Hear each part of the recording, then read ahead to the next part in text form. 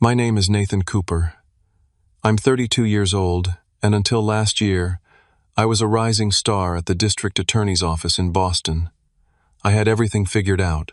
Great career, wonderful fiancé, and what I thought was a supportive family. Then my sister committed a crime that changed everything, and my parents demanded I sacrifice my entire future to cover it up. I chose truth over family, and watched my world burn to ashes. Before I share my story, let me know where you're watching from and hit subscribe to follow my journey. I grew up in Lexington, a nice suburban town about 15 miles northwest of Boston.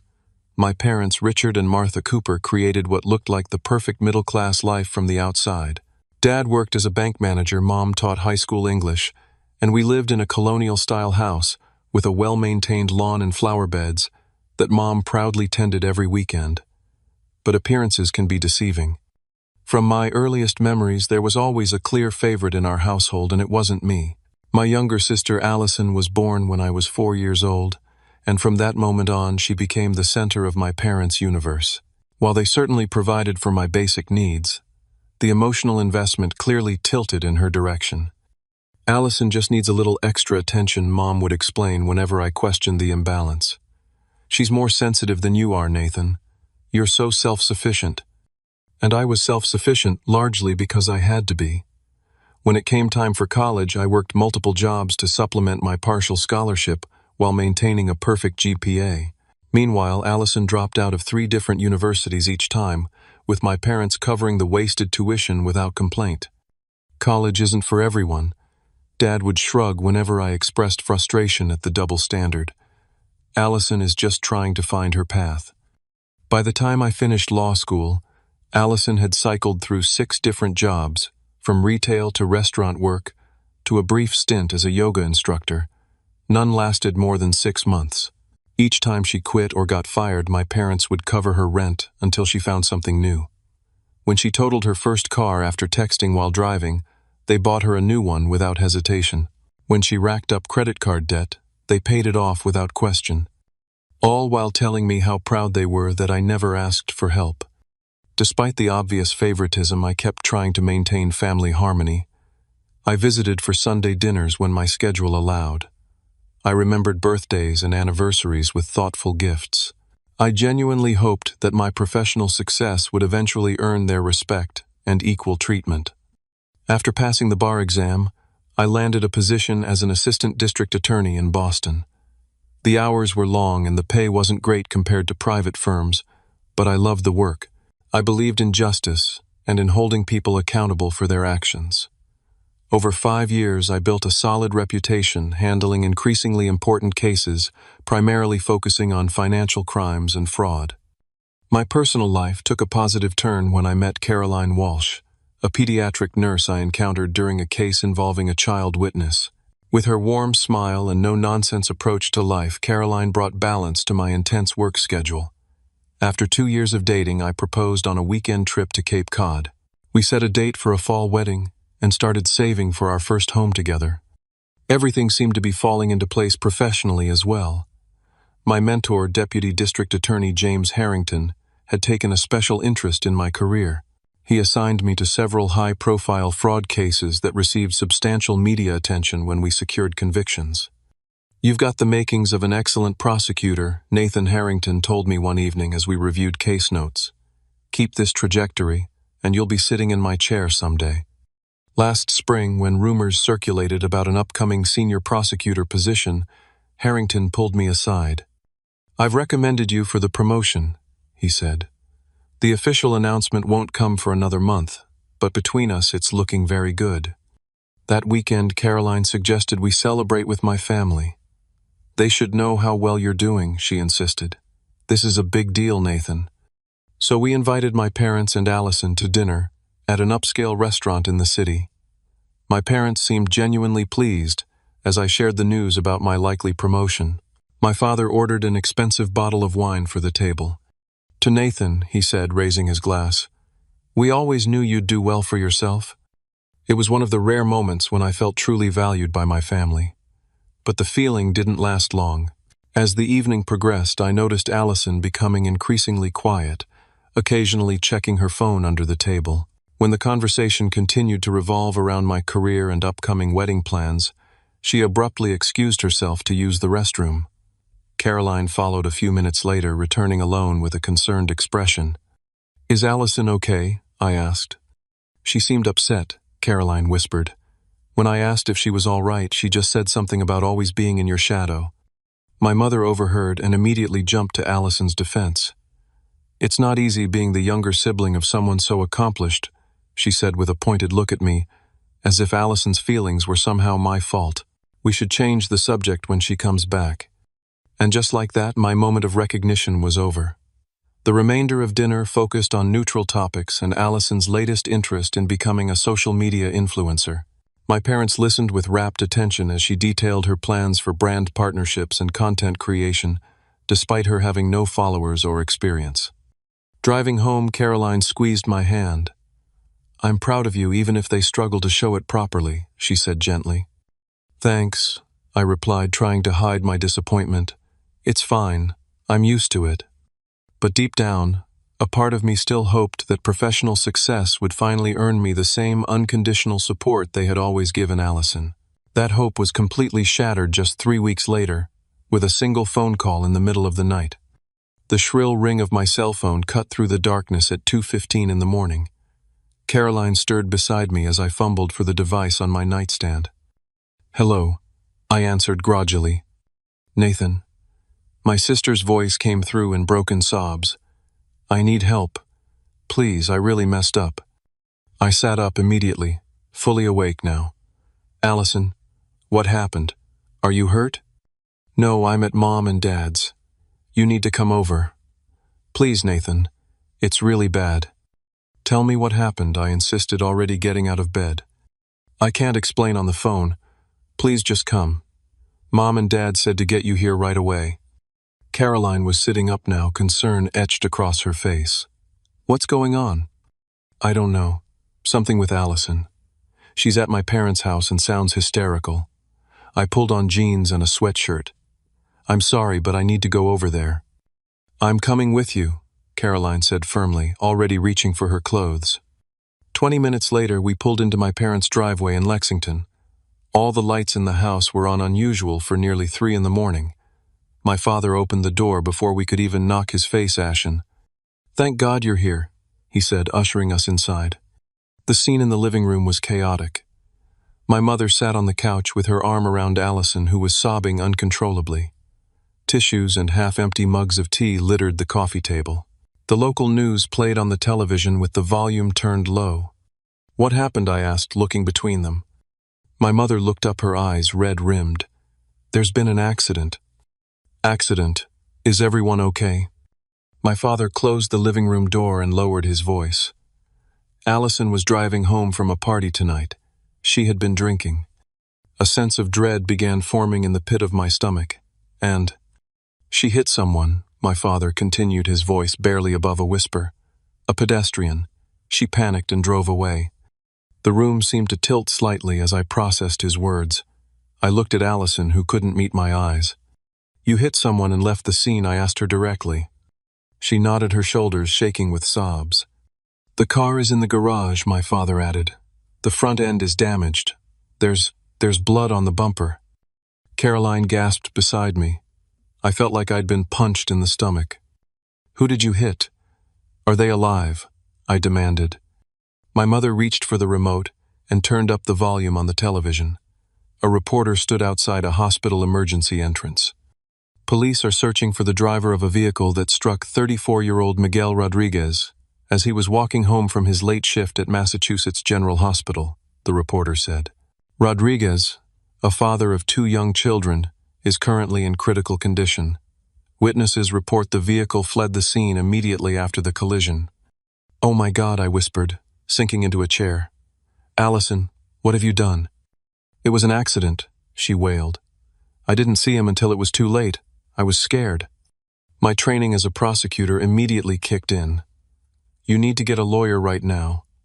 Leaving the scene of an accident with personal injury is a felony. The sooner you come forward, the better it will look for you." My parents exchanged a look I couldn't quite interpret. "We've been discussing this for the past hour," my father said carefully. and we think there might be another approach." "What do you mean?" I asked, though I already had a sinking feeling about where this was heading. "Nathan, you work in the district attorney's office," my mother said, as if I needed reminding.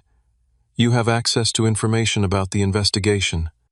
I stared at them in disbelief. "Are you suggesting I use my position to interfere with a hit-and-run investigation?" "Not interfere," my father said quickly. "Just keep us informed about what the police know, whether they have any leads, if they're close to identifying Allison." Caroline placed her hand on my arm, a silent warning. I knew she was right to be concerned. Even accessing case information for personal reasons could be an ethics violation. "I can't do that," I said firmly. "It would be a conflict of interest. I'd need to disclose that my sister is involved." "You can't do that," my mother exclaimed. "It would ruin her life." "She hit someone and left them bleeding in the street," I replied, struggling to keep my voice level. "That decision may have already ruined her life, and possibly ended someone else's." Allison's sobs intensified. My father pulled me aside into the kitchen. "Nathan, be reasonable," he urged in a low voice. "We don't even know if they have any leads yet. All we're asking is that you find out if Allison is already a suspect before we make any decisions." I ran my hands through my hair, feeling trapped. "Dad, this is exactly the kind of situation where I should recuse myself completely." "This is your sister we're talking about," he hissed. "Your family. Are you really going to throw her to the wolves without even knowing what evidence they have?" After nearly an hour of back and forth, exhausted and conflicted, I reluctantly agreed to discreetly check if there were any leads in the case. Nothing more. I made it clear this would be a one-time exception solely to understand the situation before they retained proper legal counsel. As dawn broke, Caroline and I finally left. She had been mostly silent throughout the discussion, but once we were in the car, she turned to me. "Nathan, you know you can't get involved in this," she said quietly. "Your entire career would be at risk." "I know," I sighed. "I just need to find out how strong the case is against her. Then I'll convince them she needs to come forward voluntarily with a lawyer." Caroline didn't seem convinced, but she squeezed my hand supportively. "Just be careful. This feels like it could spiral quickly." She had no idea how right she was. The next day at work, fighting exhaustion, I cautiously inquired about recent hit-and-run cases. My colleague in the traffic division mentioned the Rodriguez case. "Nasty business," he said. "Guy's fighting for his life. 2 kids might lose their father. We've got a witness who caught a partial plate, though. Should have the bastard soon enough." My blood ran cold. "A partial plate." He nodded. "First 3 digits match about 200 vehicles in the greater Boston area. They're working through the list now, focusing on cars with front-end damage." I thanked him and returned to my office feeling sick. Allison's license plate would be on that list. It was only a matter of time. 2 days later, my parents called an emergency family meeting. Carolyn offered to come with me, but I insisted she stay home. "I need to handle this myself," I told her, not wanting to further entangle her in the situation. When I arrived at my parents' house, I immediately sensed an escalation in tension. My father paced the living room while my mother sat rigidly on the edge of the sofa. Allison looked pale but strangely calm compared to her hysterics from the previous visit. "The police came by the body shop, where I take my car," my father said without preamble. "They're checking all repair shops for recently damaged vehicles matching the description." "I told you they would," I replied. "This is a serious investigation. The victim is a hospital employee with a family. There's media coverage. They're going to be thorough." "What else do you know?" my mother demanded. I hesitated, then shared what I had learned. "They have paint samples from the scene that narrow down the color and make of the car, and they have a partial plate number that matches Allison's." Allison began to cry again, but it seemed more controlled than before, almost performative. My father stopped pacing and sat down heavily beside my mother. "We need $50,000, he announced. "Excuse me." "For Gerald Hoffman," my father clarified. "He's the best criminal defense attorney in Massachusetts. He handles high-profile cases like this and gets results." $50,000 is just the retainer," my mother added. "You're the only one in the family who has that kind of money saved." I stared at them in disbelief. You expect me to pay $50,000 for Allison's defense money that Caroline and I have been saving for our future. This is an emergency, Nathan, my mother said sharply. After all, we sacrificed for your education, all those years of supporting you through law school. Supporting me, I couldn't help but laugh. I worked 3 jobs and took out student loans. You didn't pay a dime for my law degree. We gave you a stable home, my father countered. We raised you with advantages Allison never had. I shook my head incredulous at the rewriting of history. What advantages? She got new cars and paid tuition while I worked for everything I have. Blood is thicker than water, Nathan, my father said ominously. Family stands together in times of crisis. The conversation grew more intense as they outlined additional expectations. Not only did they want me to drain my savings, but they also expected me to use my position to gain access to evidence in the case. You could find out exactly what they have, my mother suggested. Maybe some evidence could get lost along the way. Are you actually asking me to tamper with evidence? I was aghast. That's a felony. I would lose my law license, go to prison, and destroy my entire life. Your sister's life is at stake, my father countered.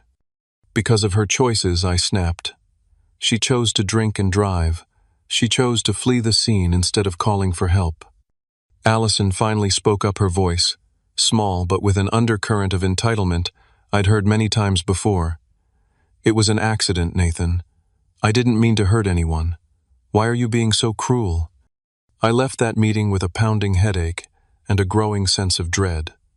The expectations being placed on me were not only unreasonable but potentially criminal. Yet the guilt trips and emotional manipulation were taking their toll. Over the next few days, I struggled to focus at work. Cases piled up on my desk. I missed a filing deadline and received a concerned email from Harrington. The promotion I had been all but promised now seemed to be slipping away as my performance suffered. Caroline noticed the change in me. One night after I snapped at her over something trivial, she confronted me. "You've been distant ever since Allison's accident," she said. "You barely sleep, you're irritable, and you won't talk to me about what's happening. We're supposed to be partners, Nathan." "I'm handling it," I insisted. "Are you? Because it seems like it's handling you." We had our first serious argument that night. I couldn't tell Caroline the full extent of what my family was asking of me without potentially making her an accessory after the fact. The legal implications created a wall between us just when I needed her support most. Meanwhile, the victim's condition worsened. Miguel Rodriguez had been placed in a medically induced coma due to brain swelling. Local news covered candlelight vigils held by his co-workers at the hospital. His wife Elena made tearful pleas for the driver to come forward. The hit-and-run investigation became a major story in Boston, with updates featured prominently in daily newscasts. The public was outraged that someone would leave a father of 2 young children dying in the street. My anxiety reached new heights when my supervisor assigned me to collaborate with the traffic division on a different case. I would be working alongside the very detectives investigating my sister's crime. That evening, my parents showed up unannounced at my apartment. Fortunately, Caroline was working a night shift at the hospital. "We've figured it out," my father said excitedly, as I reluctantly let them in. "We have proof Allison wasn't driving." "What are you talking about?" My mother pulled out a folder. "We found these photos on Facebook. Allison's ex-boyfriend Ryan was at the same party that night. He drives a similar car. We can say he borrowed Allison's car and was the one driving." I flipped through the printouts, a sick feeling growing in my stomach. You want to frame an innocent person for a crime Allison committed. "Ryan has a previous DUI," my father pointed out, as if this justified the plan. "The police will believe he was the driver. All you need to do is make sure this information gets to the right detective." I closed the folder and handed it back. "This is a new low even for you two. I won't be part of framing an innocent man." Then the $50,000 my mother pressed. "We need it by Monday. The lawyer won't wait." I showed them to the door. "I need time to think." But I already knew what I had to do. I just wasn't ready to accept the consequences. The next morning I called in sick to work for the first time in my career. Instead of going to the office, I drove to Massachusetts General Hospital. I told myself I just wanted to understand more about Miguel Rodriguez, the man my sister had hit, but deep down I knew I was seeking moral clarity. I sat in the hospital cafeteria for nearly an hour watching staff come and go. Eventually, I made my way to the intensive care unit waiting area. A small group of people huddled together in one corner, speaking quietly in Spanish. A woman in her early 30s sat slightly apart, staring blankly at a children's book in her hands. From news reports, I recognized her as Elena Rodriguez Miguel's wife. 2 young children, a boy about 7 and a girl, perhaps 4, colored quietly on the floor nearby. Occasionally, the little girl would look up at her mother with confusion and concern beyond her years. A doctor emerged from the ICU and approached Elena. I couldn't hear their conversation, but her body language told me everything. No improvement. Maybe worse news. She nodded stoically until the doctor left, then covered her face with her hands. The little boy noticed and went to his mother, putting his small arms around her shoulders. The sight broke something inside me. These children might grow up without their father because my sister couldn't be bothered to call an ambulance after hitting him. I left the hospital with renewed determination. That evening, I drove to Allison's apartment to confront her directly without our parents' interference. "You need to tell me exactly what happened that night," I said after she reluctantly let me in. "The complete truth." "I already told you," she said defensively. "It was an accident." "Were you texting?" I asked point blank. "In addition to driving drunk?" Her eyes widened slightly before she looked away. "Maybe. I don't remember exactly." "So you were drunk texting while driving, hit a man and left him to die in the street," I summarized bluntly. "And now our parents want me to destroy my career and possibly go to prison to protect you." "They're just trying to help," she said weakly. "No, they're enabling you just like they always have. But this isn't about maxing out a credit card or dropping out of college. A man might die, Allison. His children might grow up without a father." For the first time, I saw a flicker of genuine remorse cross her face, but it quickly hardened into something more familiar: self-preservation. "What do you want me to do, Nathan? Turn myself in, go to prison? My life would be over." "Miguel Rodriguez's life might be over," I countered. "Actions have consequences. It's time you finally faced some." Later that week, my parents escalated their pressure campaign. The $50,000 demand became immediate as they placed a deposit with the fixer lawyer they'd contacted. "He can make this go away," my father insisted during yet another tense family meeting, "but he needs the full retainer by tomorrow." "I don't have liquid cash like that," I explained. "It's in retirement accounts, our house down payment fund. I can't just withdraw it without penalties." "Figure it out," my mother snapped. "This is your sister's future we're talking about." The conversation grew more disturbing as they outlined additional strategies the lawyer had suggested, including having me plant evidence implicating someone else. I left their house that night feeling physically ill. At work, my mentor James Harrington noticed my distraction and called me into his office. "Whatever's going on with you, Nathan, it's affecting your work," he said with genuine concern. "If you need help, personal or professional, my door is always open." I nearly broke down and told him everything right then. Instead, I mumbled something about wedding stress and promised to refocus. That night, I found myself thinking about Professor Eleanor Winters from my law school ethics class. "Moral courage isn't about the easy calls," she used to say. "It's about doing the right thing when every fiber of your being screams for the easy way out." When I returned to my apartment that evening, I found Caroline sitting at the kitchen table with my hastily scribbled notes about the Rodriguez case spread out before her. "What is this?" she asked, her voice steady but her eyes betraying hurt and confusion. "Why do you have notes about the hit-and-run case that's all over the news?" I couldn't lie to her anymore. I told her everything my sister had done and what my parents were asking of me. "They want you to pay $50,000 and compromise evidence," she asked incredulously. "That's insane, Nathan. You'd be throwing away everything you've worked for." "They're my family," I said weakly. "And what am I?" Caroline demanded, tears filling her eyes. "What about our future together? The home we've been saving for? The life we're building?" "I don't know what to do," I admitted, my voice breaking. "Yes, you do," she said firmly.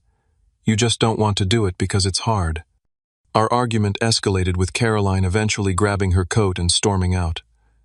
"Figure out what kind of man you really are, Nathan," she said from the doorway, "because right now I don't recognize you." The following day, searching for perspective, I drove to my childhood home while my parents were at work. Using the spare key they still kept under a flower pot, I let myself in and wandered through the house looking at old photographs. In my old bedroom, now converted to a home office, I found a box of my childhood mementos. Among them was an essay I'd written in 8th grade about wanting to become a prosecutor. "I want to make sure people who break the law face consequences," my 13-year-old self had written. "I believe in justice and fairness for everyone." When had I lost sight of that clarity? When had I started considering compromising everything I believed in? I made one final attempt to understand the full impact of Allison's actions by scheduling a meeting with Miguel's doctor, introducing myself only as an attorney interested in the case. He explained the extent of the injuries: multiple fractures, internal bleeding, and traumatic brain injury. Even if Miguel survived, he might never walk again. He would likely suffer cognitive impairments. His life as he knew it was over. That evening, my parents invited me to dinner, promising a reasonable discussion about next steps. When I arrived, I found they had invited Allison as well. My father poured wine as if we were celebrating rather than discussing a potential felony. "We've spoken with the attorney again," my father began. "He suggested that given your position, you might be able to influence which evidence gets priority in the investigation." "What does that mean?" I asked, though I already knew. "The paint samples from the scene," my mother explained calmly, as if discussing a minor traffic ticket. "If they were to go missing from the evidence room, the case against Allison would be much weaker." "You're asking me to steal evidence," I said flatly. "We're asking you to help your sister," my father corrected. "Like we've always helped you." Something snapped inside me. Years of resentment coupled with the moral weight of the current situation came pouring out. "When have you ever helped me?" I demanded, my voice rising. "You've spent my entire life favoring Allison, making excuses for her, cleaning up her messes. You never held her accountable for anything, and look where that's gotten her. She nearly killed a man and left him to die in the street, and your solution is to commit more crimes to cover it up." "Nathan," my mother warned, glancing nervously at the open windows. "No, I'm done," I continued, standing up from the table. "This ends now. I won't destroy my life, my career, and my relationship with Caroline to protect Allison from the consequences of her actions. Not this time. If you walk out that door," my father said coldly, "you're choosing strangers over your own blood." I looked at each of them, these people who shared my DNA but suddenly felt like strangers themselves. "I'm choosing justice," I replied. "I'm choosing the truth. I'm choosing to be someone who can look at himself in the mirror. Maybe it's time you all tried doing the same." I walked out, knowing nothing would ever be the same again. I spent that night in my office, staring at the Massachusetts Rules of Professional Conduct that hung framed on my wall. As an officer of the court, I had an ethical obligation to report knowledge of a crime. As a prosecutor, I had sworn to uphold justice. As a son and brother, I felt pulled in the opposite direction. Around midnight, I called Caroline. "I know what I have to do," I told her when she answered. "I should have done it from the beginning." "Are you sure?" she asked, her voice gentle despite our recent argument. "If I compromise on this, I wouldn't be the man you agreed to marry," I said. "I wouldn't be the man I want to be." "Whatever happens," she promised, "we'll face it together." The next morning, I requested one final meeting with my parents and Allison. We gathered in my parents' living room, the tension palpable. "I've made my decision," I announced. "I'm giving you one chance to do the right thing. Allison needs to retain an attorney and voluntarily come forward today. I'll do everything I legally can to help her navigate the process, but I won't cross ethical lines." "We've been through this," my father dismissed. "That's not an option." "Then you leave me no choice," I said quietly. "If Allison doesn't turn herself in by 5 o'clock today, I will report what I know to the proper authorities." The room exploded in outrage. My mother began crying. My father turned red with anger. Allison stared at me with naked hatred. "We already took care of it," my mother said between sobs. "We told the police Allison was home with us all night. We gave her an alibi." I closed my eyes, briefly absorbing this new information. You've just admitted to lying to the police in an ongoing investigation. That's another crime. You would really betray your own family, my father demanded. You're asking me to betray everything else I believe in, I replied. My answer is no. I left them with the deadline and drove straight to my office. My first step was to formally recuse myself from any involvement with the case. I scheduled an immediate meeting with my direct supervisor. I need to disclose a conflict of interest, I began, once we were behind closed doors. The hit-and-run case involving Miguel Rodriguez. I have reason to believe my sister was the driver. His expression shifted from confusion to shock. Nathan, are you certain about this? Yes, I replied, my voice steady despite my racing heart. I've been struggling with this information for days, which explains my recent performance issues. I should have come forward immediately, and I accept any consequences for that delay. After a lengthy discussion about my ethical obligations, I was placed on administrative leave pending an internal investigation. I then met with the detectives handling the case and provided a formal statement detailing Allison's confession and the evidence I was aware of. That evening I watched from my apartment window as 2 police cruisers pulled up outside. Caroline held my hand as I made the hardest phone call of my life. Dad, the police are here, I said when he answered. I've given them a statement. They're coming to arrest Allison. You're no longer our son, he replied before hanging up. The media explosion was immediate and brutal. Prosecutor turns in own sister. For hit and run, screamed the headlines. My phone began ringing constantly with calls from reporters. Caroline fielded most of them, protecting me as best she could. Boston legal community rocked by Cooper family drama read one particularly sensational article. Local television news parked vans outside my apartment building. My parents' home received similar treatment. The district attorney's office released a terse statement. Assistant District Attorney Nathan Cooper has been placed on administrative leave, pending an internal review of potential conflicts of interest. The office has no further comment at this time. Caroline faced criticism from her own family for standing by me. How could you support him turning in his own sister? Her mother demanded during a tense phone call I overheard. Because it was the right thing to do, Caroline replied firmly. And because the man I'm marrying believes in justice even when it's difficult. Her unwavering support was my lifeline during those dark days. Allison's first court appearance was surreal. I sat on the opposite side of the courtroom from my parents, who refused to acknowledge my presence. Allison, dressed conservatively and looking appropriately somber, pleaded not guilty to charges of leaving the scene of an accident resulting in serious bodily injury, reckless driving, and driving under the influence. Her attorney, not the expensive fixer my parents had wanted, but still a respected defense lawyer, suggested during a press conference that I had fabricated evidence against my sister out of long-standing sibling rivalry. The Commonwealth's case relies heavily on testimony from the defendant's estranged brother, who has his own motivations that will be explored at trial, he told reporters on the courthouse steps. The character assassination continued in the press and on social media. Anonymous accounts posted threats and harassment. Old classmates shared stories of perceived slights and grudges, painting me as jealous and vindictive. A few colleagues quietly reached out to offer support, saying they respected my difficult choice. James Harrington sent a brief text. Integrity costs something. That's what makes it valuable. Hang in there. Caroline eventually had to leave town temporarily to escape the media attention that was affecting her work at the hospital. The night after she left, I sat alone in our apartment, questioning everything. Had I made the right choice?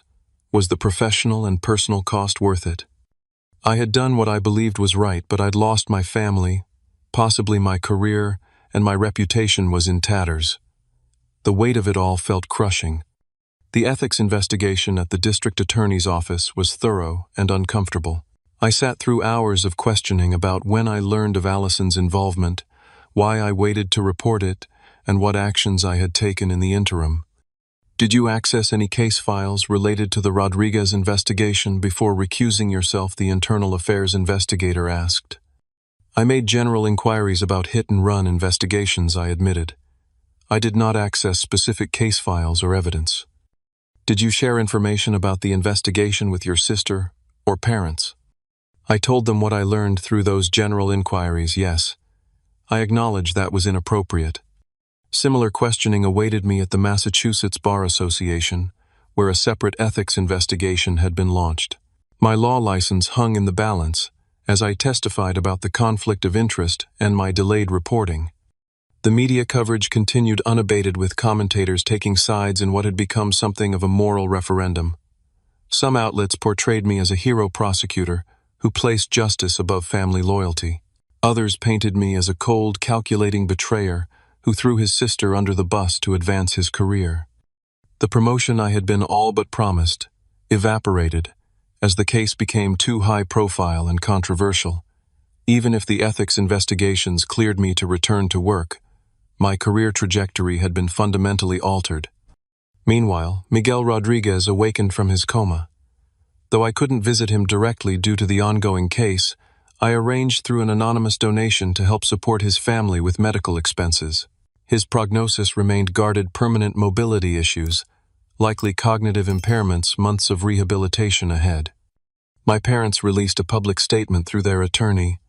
We are devastated by our son Nathan's actions, which we believe stem from long-standing personal issues.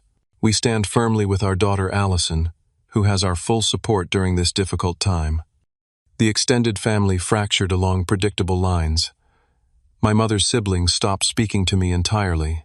My father's brother, who had always been something of an outsider in the family himself, sent a brief email. Tough situation. Did what you had to do. Give it time. Caroline returned after 2 weeks away, her determination to stand by me unwavering despite the ongoing turmoil. We postponed our wedding plans indefinitely, the celebration no longer appropriate amid the legal proceedings and family division. We'll get married when this is behind us, she assured me. The timing doesn't matter. What we have does. Financial strain became another pressure point. Legal costs mounted even as I remained on paid administrative leave. The down payment fund for our future home dwindled with each passing month. 6 weeks into the investigation, information leaked to the press about my prior knowledge of Allison's involvement, causing renewed scrutiny and public criticism. I suspected my parents, or their attorney, as the source, though I couldn't prove it. The internal investigation at the district attorney's office finally concluded with a formal reprimand for my delayed reporting and conflict of interest violations, but allowed me to return to work. The Bar Association similarly issued a reprimand, but did not suspend my license to practice law. Returning to the office was an exercise in discomfort. Colleagues who had once been friendly now maintained professional distance. I was assigned to minor cases far from the high-profile work I had handled before. Office politics took on a new dimension, as some avoided association with me, while others made performative displays of support. 3 months after her arrest, Allison requested to meet with me privately at the jail where she awaited trial. Against the advice of several colleagues, I agreed. The woman who sat across from me in the visitation room looked different from the sister I had known. The entitled attitude had been replaced by something more subdued and reflective. "Thank you for coming," she said quietly. "I wasn't sure you would." "Neither was I admitted. After an awkward silence, she continued. "I've had a lot of time to think in here, about what I did, about how many lives I destroyed that night." "Including Miguel Rodriguez's," I said pointedly. "Yes," she acknowledged, looking down at her hands, "especially his. I keep seeing his face in my dreams, the moment of impact, the look of surprise before." She trailed off, unable to continue. "Why did you want to see me?" I asked. "To tell you I understand why you did what you did," she replied. "I was wrong. Mom and Dad were wrong. What I did was terrible, and I deserved to be held accountable." Her words seemed genuine, but I had been fooled by Allison's performances before. "What changed?" I asked skeptically. "There's a woman in here," Allison explained, "who killed someone while driving drunk. She's been in prison for 7 years. She talks about living with that guilt every day, about how running away just made everything worse." She wiped at her eyes. I could have been her. I almost was. Our conversation continued for nearly an hour. By the end, I sensed a genuine transformation beginning in my sister. Whether it would last remained to be seen, but it gave me the first glimmer of hope that something positive might eventually emerge from this tragedy. Later that week, I learned my parents had put their house on the market. The legal fees for Allison's defense had depleted their savings and they were downsizing to a condominium. As I worked to rebuild my professional reputation through diligent ethical casework, I found unexpected mentorship from Judge Sandra Montgomery, who had faced a similar ethical dilemma early in her career. The legal community has a long memory, she advised me over coffee, but it also respects moral courage. Give it time. Keep doing good work. This will eventually be a chapter in your story, not the whole book. The first holiday season, completely estranged from my family, was more difficult than I had anticipated. Caroline and I accepted an invitation from her brother to join his family for Thanksgiving, but I felt like an outsider despite their efforts to include me. "Do you regret it?" Caroline asked me late that night, as we lay in bed at her brother's guest room, telling the truth. I considered the question carefully. I regret the pain it's caused. I regret that it came to this point. But no, I don't regret choosing truth over deception. I couldn't have lived with myself otherwise. In January, nearly 6 months after the accident, Miguel Rodriguez's family learned of my identity and role in the case. Elena Rodriguez requested to meet with me through the victim advocate assigned to the case. With some trepidation, I agreed. Our meeting took place in a small conference room at the district attorney's office. Elena brought photographs of Miguel's ongoing rehabilitation efforts. "The doctors say he may walk again with assistance." She told me, her accent thick, but her English clear. "His memory is still problematic, but he knows his children. He smiles when they visit." "I'm so sorry for what my sister did." I said the words, feeling wholly inadequate. Elena studied me carefully. "Many families protect their own even when they do terrible things. You chose differently." She reached across the table and briefly touched my hand. "Miguel and I, we are trying to forgive. It is not easy, but your truth helped us begin that journey." As she left, she turned back. "Your family may not understand now, but someday they might see that your courage was also a kind of love." 1 year after I made the decision to report my sister, my life had transformed in ways I never could have anticipated. Professionally, I had gradually rebuilt my reputation within the district attorney's office. While I would likely never regain the trajectory I once had, I had found a new path that aligned more authentically with my values. Allison ultimately accepted a plea deal, receiving a 5-year prison sentence with eligibility for parole after 3 years. During her sentencing hearing, she made a full statement, accepting responsibility for her actions. "What I did was inexcusable," she told the court, her voice steady despite her tears. "I made a series of terrible choices that night, and then I tried to escape the consequences, instead of accepting responsibility. Mr. Rodriguez and his family have suffered immensely because of me, and no sentence can undo that harm. I am truly sorry, and I will spend the rest of my life trying to make amends." I sat in the back of the courtroom apart from my parents. While they still hadn't fully reconciled with my decision, small cracks had begun to appear in their united front of anger. The most significant development came through a restorative justice program that the court recommended as part of Allison's sentence. With careful preparation and facilitation, a meeting was arranged between Allison and Miguel Rodriguez, who had recovered enough to participate.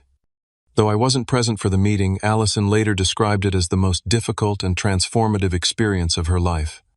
"He forgave me, Nathan," she said during one of my monthly visits to the prison. "After everything I did to him, after changing his life forever, he looked me in the eye and said, 'He forgives me.' I don't deserve that kind of grace." "Maybe that's the point of grace," I suggested. "It's not about deserving it." My parents' journey toward acceptance of what had happened was slower and more complicated. My mother was the first to reach out with a tentative phone call 6 months after Allison's sentencing. "I still don't fully understand why you couldn't have helped us find another way," she said. "But I've been seeing a therapist who's helping me recognize some patterns in how we've treated you and Allison over the years." It wasn't an apology, but it was a beginning. Our conversations remained awkward and brief, but the complete silence had broken. Caroline and I finally had our wedding the following fall. It was a smaller, more intimate gathering than we had originally planned, but in many ways more meaningful. Judge Montgomery, who had become something of a mentor to me, officiated the ceremony. My mother attended the wedding alone. My father had declined the invitation. She sat in the back row during the ceremony, but joined us briefly at the reception, making a stilted but sincere effort to connect with Caroline's family. Professionally, I made a significant change, reducing my hours at the district attorney's office to accept an adjunct position teaching legal ethics at Boston University Law School. Sharing the lessons of my experience with the next generation of attorneys gave purpose to the painful journey I had endured. Ethical dilemmas rarely announce themselves with clarity. I told my students during our first class. They creep in disguised as family loyalty, practical necessity, or the path of least resistance. Your integrity is tested not when the choice is clear, but when it tears you apart. My father finally reached out nearly 18 months after Allison's sentencing. He asked to meet me for coffee at a neutral location, a small cafe halfway between his new condominium and my apartment. "I'm not ready to say you were right," he said, after we'd sat in uncomfortable silence for several minutes. "But I've been visiting Allison regularly, and she's different, more mature, more accountable. She says that wouldn't have happened if she'd gotten away with it." It was the closest thing to an olive branch I could expect, and I accepted it for what it was. Miguel Rodriguez's recovery progressed slowly but steadily. He would never return to his previous job at the hospital, but he had regained limited mobility and was able to participate in family life again. Through the victim advocate, I occasionally received updates on his progress. Caroline and I continued to make anonymous contributions to the trust fund established for his children's education. Perhaps most surprisingly, Allison and I rebuilt our relationship on entirely new terms during her incarceration. Our monthly visits became opportunities for genuine connection rather than the performance of family harmony we had maintained for so many years. "I used to think you were the lucky one," she told me during one visit. "Now I realize you just made better choices over and over again, even when it was hard." She used her time in prison productively, earning a degree through a correspondence program and volunteering for every rehabilitation opportunity available. Her letters showed genuine growth and an emerging sense of purpose. "When I get out, I want to speak to high school students about drunk driving," she wrote, "about taking responsibility for your actions, about how one bad decision can change so many lives." My parents also slowly evolved attending therapy to address their enabling patterns. My father admitted during one difficult family session that he had always favored Allison because she reminded him of himself at the same age. "I saw my own weaknesses in her," he confessed. "I thought I was protecting her, but I was just making sure she never had to grow up." Nearly 2 years after that fateful night, Caroline and I welcomed our first child, a daughter we named Eleanor, after my law school ethics professor. As I held my newborn daughter, I made a silent promise to parent differently than I had been parented, to teach accountability, alongside love, to value integrity over comfort. The legal community gradually came to recognize my actions as a difficult ethical stand, rather than a betrayal. An article in the Massachusetts Bar Journal discussed the case as an example of moral courage in the legal profession, helping to restore my professional reputation. On the 3rd anniversary of the accident, we had the first complete family dinner since everything had fallen apart. Allison had been released on parole 2 months earlier and was living in a halfway house while working as an administrative assistant at a substance abuse treatment center. The conversation was tentative at first, with carefully neutral topics dominating the first hour. But gradually, as the evening progressed, moments of genuine connection emerged. My father asked thoughtful questions about my teaching position. My mother cooed over photos of Eleanor. Allison shared her experiences speaking to student groups about the consequences of drunk driving. Nothing would ever erase the trauma and division we had experienced. Miguel Rodriguez would never fully recover from his injuries. My relationship with my parents would always carry the scars of their initial reaction. But something new and potentially stronger was slowly taking the place of what had been lost. A family built on truth rather than denial, on accountability rather than enablement. As we finished dinner, Allison raised her glass of water in a toast. To difficult truths, she said quietly, and the courage to face them. Later that night, as Caroline and I drove home, she asked me a question I had considered many times over the years. If you could go back to that first night, would you do anything differently? I thought about it carefully before answering. I would have reported what I knew immediately without the delay. The longer I waited, the harder it became and the more damage was done. But you wouldn't change your ultimate decision. No, I said with certainty. Some principles aren't negotiable even for family, especially for family. Sometimes the truest form of love is holding people accountable for their actions. The journey had cost me dearly, but it had also given me something precious, the knowledge that when tested, my integrity had remained intact. That knowledge would be the foundation upon which I would build the rest of my life and the most important legacy I could leave my daughter. Have you ever faced a moment where doing the right thing meant potentially losing people you care about? What did you choose and how did it change you? Share your experiences in the comments below, and remember to like and subscribe if this story resonated with you. Thank you for listening to my journey from destruction to rebuilding, and I hope it gives strength to anyone facing their own difficult moral choices today.